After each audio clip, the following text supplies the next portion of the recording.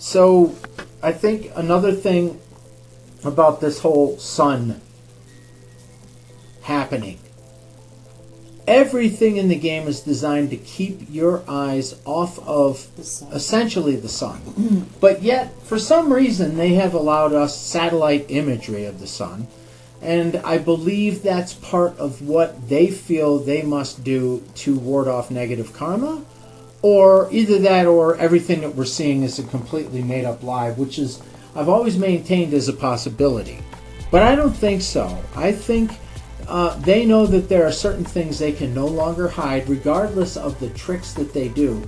And this would explain why we're getting all these strange occurrences in the skies.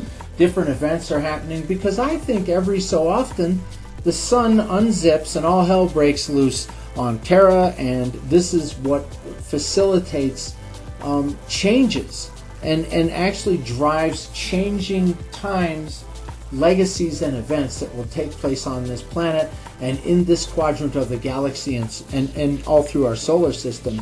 As the matrices merge together for a brief time, there's going to be all kinds of stuff going on. And another thing that you might want to consider is, excuse me, I got an itch in my throat.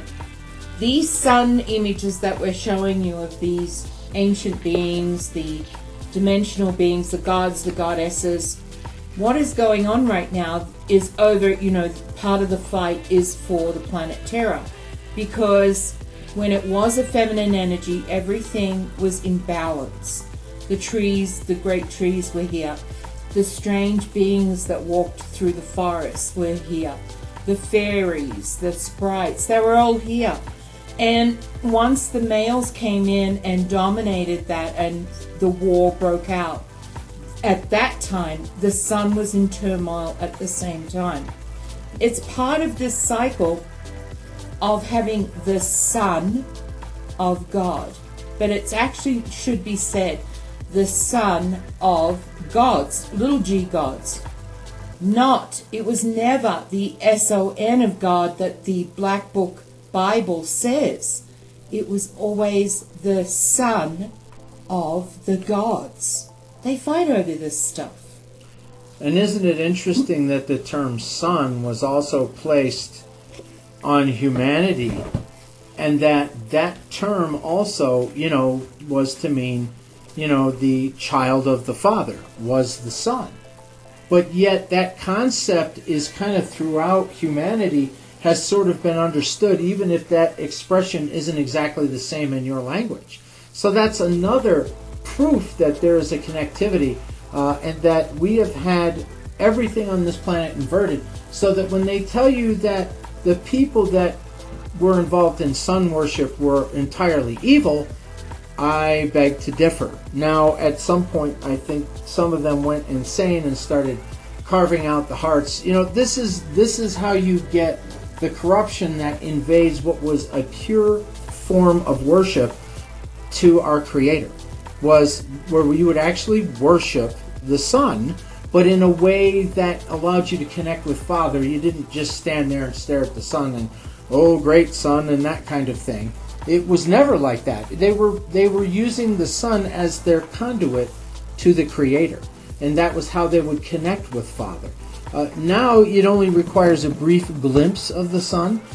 Obviously, currently in the third dimension, you can't look at the sun at certain times of the day without eventually burning out your retina, which is why all surface animals, all surface creatures have eyelids. We know not to look directly at the sun. Even if we do it briefly for a few seconds, and that's it. Enough time for us to get downloads and maintain our connectivity to Father. So glimpsing at the sun will not hurt your eyes. And it's the time of day to glimpse. First thing in the morning as the sun rises, and last thing in the evening before the sun sets. Yes, and you don't stand there and just keep staring. You glimpse. All Father needs is that microsecond of connection with you, and you glimpse again. And when you do, eventually you start to get this connectivity that will occur with Father. Because remember, Father is also a father of technology. All technology is an extension of Father that was stolen and changed And of course, those of us that were creator gods were given the ability to create using our intellect certain things. So that was those items that you see have been made. Have actually, many of them were stolen items that were then manipulated as far as constructs. And we were not supposed to use that kind of technology without also a connection to Father. Right. Otherwise, the technology can become and or used or twisted for evil, like, for example, cell phones are today. Mm-hmm. And you know, this is a common thing that the species that invaded our planet, the reptilians, they actually bring with them this kind of warp technology. They've done it to other planets, and that is always their gift. It's the gift of technology, just like it was offered to us here on Terra. And that technology is always destructive, because if you look at some of the hieroglyphics of ancient walls in Egypt, you will see that there are things like nuclear bombs, airplanes, helicopters. Yeah, it's the same technology that's gifted. The same technology. So if you were to go to other planets, especially those in this galaxy, there's a good chance that those technologies exist on those planets as well, if they're humanoid creatures that they control. So it just makes sense that you should shun any gifts that coming from beings that you don't really know that much about, because they infest worlds. This is what they do.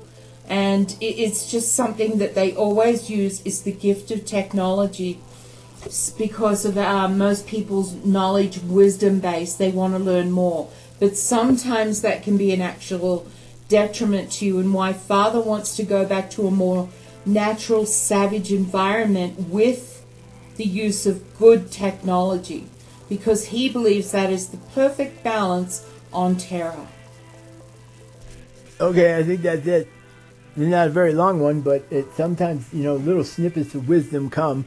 And yet again, we keep you informed here on the cutting room floor. Thank you for remaining subscribed. And we look forward to talking to you again in the not too distant future. And as Steve Areno says, blessings, love, and light.